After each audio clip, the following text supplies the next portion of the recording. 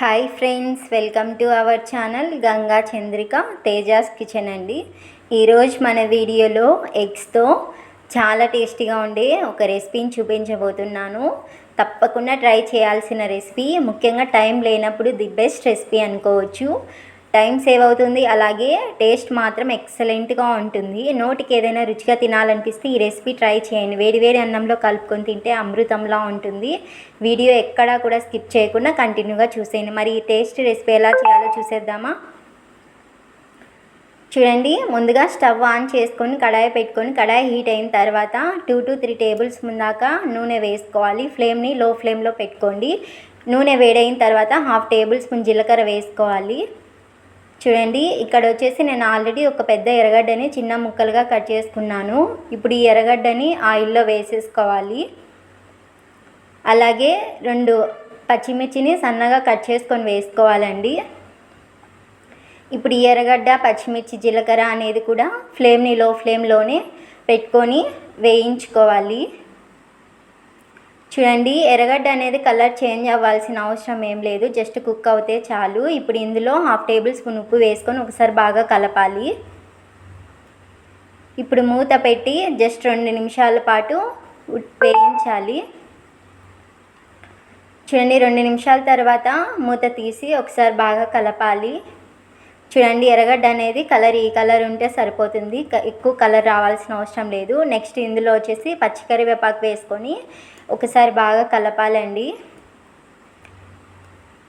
చూడండి, ఒకసారి బాగా వేయించిన తర్వాత ఫ్రెష్గా దంచి పెట్టుకున్న అల్లం వెల్లుల్లి పేస్ట్ 1/2 టేబుల్ స్పూన్ వేసుకొని అల్లం వెల్లుల్లి పేస్ట్ అనేది పచ్చివాసన పోయేంత వరకు బాగా వేయించాలి. చూడండి, ఇప్పుడు 1/2 టేబుల్ స్పూన్ కారం, 1/2 టేబుల్ స్పూన్ ఉప్పు చూసి వేసుకొని, మనం ఆల్రెడీ ఫస్ట్ వేసుకున్నాం కాబట్టి. అలాగే 1/2 టేబుల్ స్పూన్ పసుపు, 1/2 టేబుల్ స్పూన్ ధనియాల పొడి, 1/2 టేబుల్ స్పూన్ గరం మసాలా, కొద్దిగా చికెన్ మసాలా అండి, జస్ట్ ఫ్లేవర్ కోసం. చాలా బాగుంటుంది, స్కిప్ చేయకుండా వేసుకోండి. ఇప్పుడు వేసుకున్న స్పైసెస్ అన్నీ కూడా ఒకసారి మనం బాగా వేయించాలి. ఫ్లేమ్ని మాత్రం లో ఫ్లేమ్లోనే పెట్టండి. ఇప్పుడు ఇందులో ఒక చిన్న గ్లాస్ నీళ్ళని వేసుకొని ఒకసారి మొత్తం బాగా కలపాలి. చూడండి, ఒకసారి బాగా కలిపిన తర్వాత ఆ నీళ్ళు అనేవి బాయిల్ అవుతున్నాయి కదా, ఉడుకుతున్నాయి కదా. ఇప్పుడు ఇందులో నేనైతే 4 ఎగ్స్ని తీసుకున్నాను.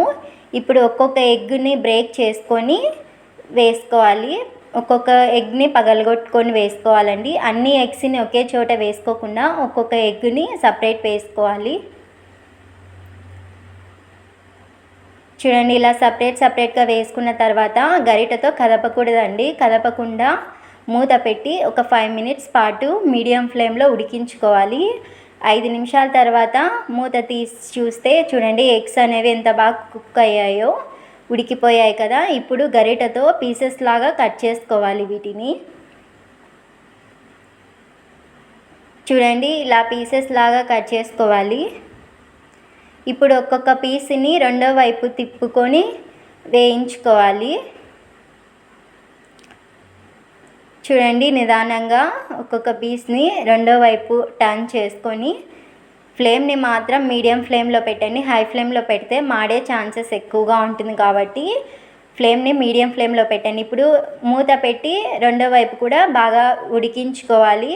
చూడండి, 2 నిమిషాల పాటు ఉడికించుకున్న తర్వాత మూత తీసి చూస్తున్నాను. రెండో వైపు కూడా చాలా చక్కగా కుక్ అయిపోయింది కదా. చూడండి, రెండో వైపు కూడా బాగా కుక్ అయిపోయింది. ఇప్పుడు లాస్ట్లో సన్నగా తరిగి పెట్టుకున్న కొత్తిమీర వేసుకోవాలి. అంతేనండి, ఇంకా స్టవ్ ఆఫ్ చేస్తున్నాను. చాలా సింపుల్ అండ్ చాలా ఈజీగా చేయొచ్చు.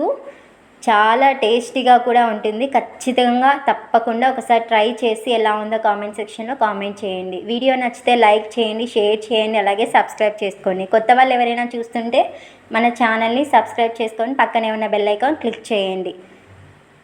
Thanks for watching, friends.